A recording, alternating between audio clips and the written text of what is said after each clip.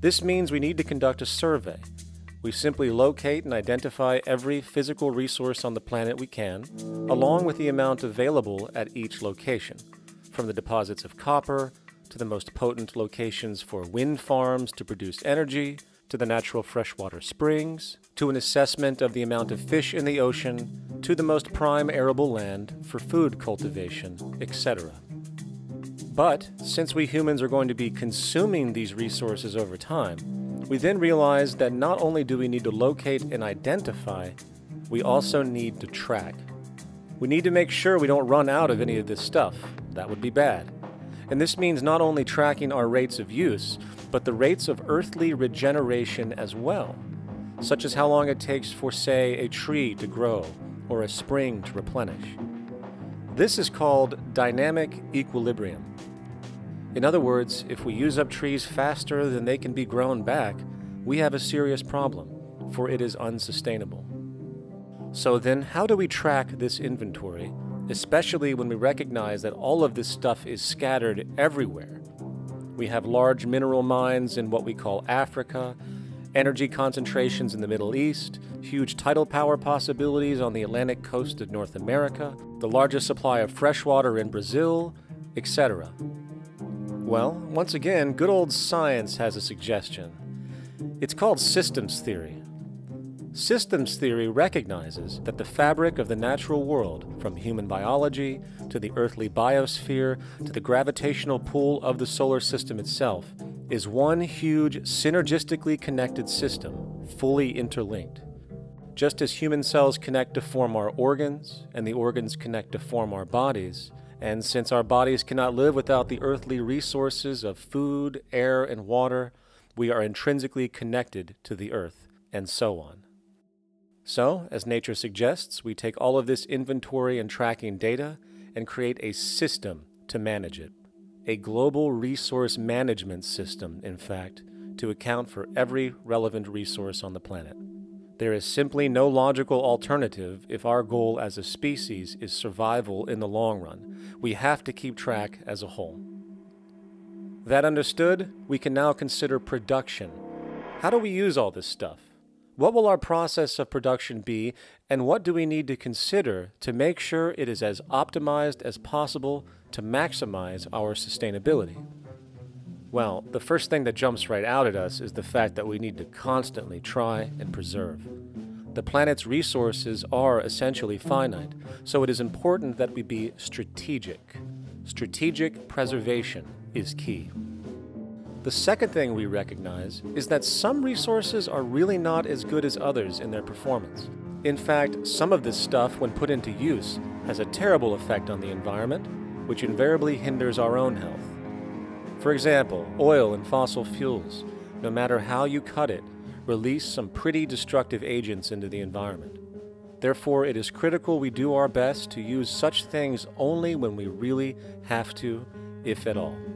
Fortunately for us, we see a ton of solar, wind, tidal, wave, heat differential, and geothermal possibilities for energy production, so we can strategize objectively about what we use and where to avoid what could be called negative retroactions, or anything that results from production or use that damages the environment and hence ourselves. We will call this strategic safety, to couple in with our strategic preservation. But production strategies do not stop there. We are going to need an efficiency strategy for the actual mechanics of production itself. And what we find is that there are roughly 3 specific protocols we must adhere to. 1. Every good we produce must be designed to last as long as possible. Naturally, the more things break down, the more resources we are going to need to replace them, and the more waste produced. 2. When things do break down or are no longer usable for whatever reason, it is critical that we harvest or recycle as much as we possibly can. So the production design must take this into account directly at the very earliest stages. 3. Quickly evolving technologies, such as electronics, which are subject to the fastest rates of technological obsolescence, would need to be designed to foreshadow and accommodate physical updates. The last thing we want to do is throw away an entire computer system just because it has only one broken part or is outdated. So we simply design the components to be easily updated, part by part, standardized and universally interchangeable, foreshadowed by the current trend of technological change. And when we realize that the mechanisms of strategic preservation, strategic safety, and strategic efficiency are purely technical considerations, devoid of any human opinion or bias, we simply program these strategies into a computer which can weigh and calculate all the relevant variables, allowing us to always arrive at the absolute best method for sustainable production based on current understandings. And while that might sound complex, all it is a glorified calculator. Not to mention, such multivariate decision-making and monitoring systems are already used across the world today for isolated purposes. It is simply a process of scaling it out. So, now we not only have our resource management system, but also a production management system, both of which are easily computer automated to maximize efficiency, preservation, and safety.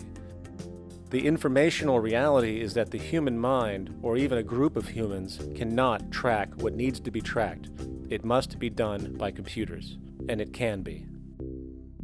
And this brings us to the next level, distribution. What sustainability strategies make sense here?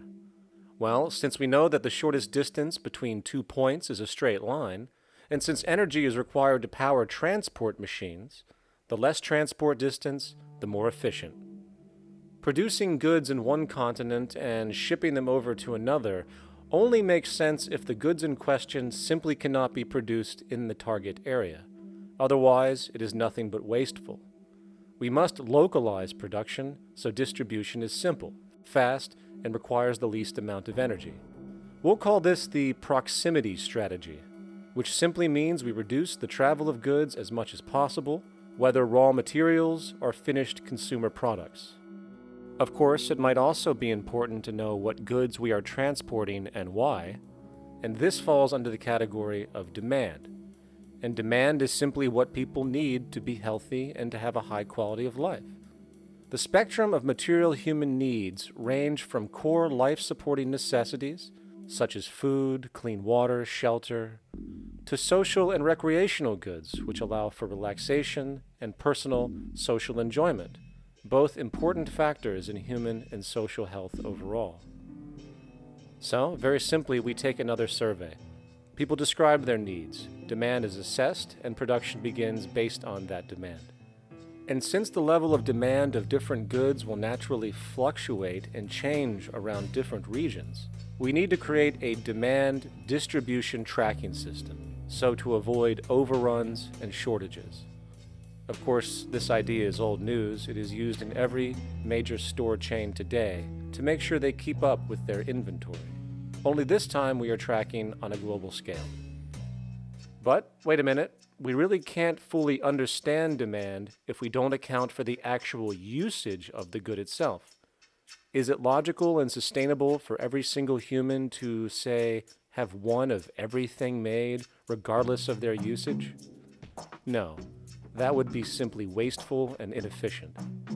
If a person has a need for a good, but that need is only for, say, 45 minutes a day on average, it would be much more efficient if that good was made available to them and to others when needed. Many forget that it isn't the good that they want, it is the purpose of that good. When we realize that the good itself is only as important as its utility, we see that external restriction, or what we might call today ownership, is extremely wasteful and environmentally illogical in a fundamental economic sense. So, we need to devise a strategy called strategic access. This would be the foundation of our demand distribution tracking system, which makes sure we can meet the demand of the population's needs for access of whatever they need when they need it. And as far as physically obtaining the goods, centralized and regional access centers all make sense for the most part, placed in close proximity to the population, and a person would simply come in, take the item, use it, and when finished, return it when it is no longer needed.